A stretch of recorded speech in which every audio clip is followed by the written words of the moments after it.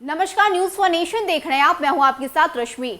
Patna airport को अंतर्राष्ट्रीय airport बनाने की कवायद में मुश्किलें सामने आ रही है। आपको बताएं कि ये योजना कई साल पहले से चलाए जा रहे हैं, लेकिन इसके बावजूद अब तक ये योजना सफल नहीं हो पाया। और इसकी सबसे बड़ी वजह यह है कि जमीन अधिग्रहण को अब तक मंजूरी नहीं मिली और यही कारण है कि अब केंद्र सरकार इस मामले में दखल दे रही है। आपको बताएं कि केंद्र सरकार ने बाकायदा सीएम नीतीश कुमार को पत्र लिखते हुए इस बात की मांग की है कि अब आप इस मसले में दखल दीजिए। क्या है पूरी रिपोर्ट, आपको विस्तार से बताते हैं।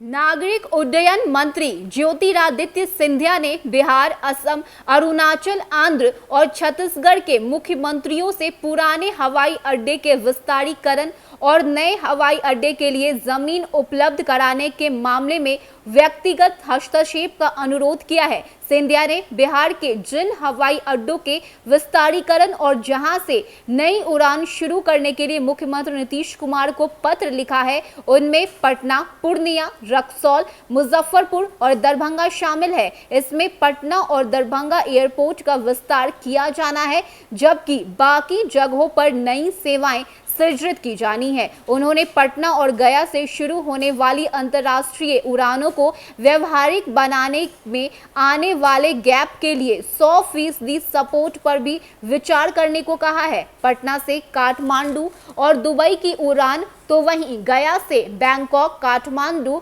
और यंगून के लिए उड़ान की शुरुआत की जानी है। राज्य सरकार की सहमति मिलते ही केंद्र इन अंतर्राष्ट्रीय रूटों को उड़ान योजना के तहत नीलामी की प्रक्रिया प्रारंभ करेगा। नागरिक उड्डयन मंत्रालय सूत्रों के अनुसार सिंधिया ने मुख्यमंत्री से अनुरोध किया है कि वे संबंधित अधिकारियों को इस काम के लिए निर्देशित करें तथा regional air connectivity fund trust में निधि जमा करने के लिए निर्देशित करें। यहां बता दें कि क्षेत्रीय हवाई संपर्कता के विस्तार के लिए केंद्र, राज्य और एयरपोर्ट ऑपरेटर के योगदान से एक फंड बनाया जा रहा है ताकि विमान क्षेत्र से जुड़ी कंपनियां नए स्थानों और रूटों पर उड़ानें शुरू करने के लिए प्रोत्साहित हो और हवाई यात्रा का किराया भी ज्यादा महंगा ना हो। एयरपोर्ट अथॉरिटी ऑफ इंडिया ने यात्रियों की बढ़ती संख्या के मद्देनजर अगले 4-5 वर्षों में हवाई अड्डे के विस्तार के लिए 20,000 करोड़ के निवेश का प्रावधान रखा है। तो केंद्र सरकार की तरफ से भी बिहार को विकसित करने की योजना तैयार की गई है और यही कारण है कि अब सीएम नीतीश कुमार से इस बात की अपील की जा रही है कि अब बिहार के भी कई जिलों में अंतर्राष्ट्रीय एयरपोर्ट हो।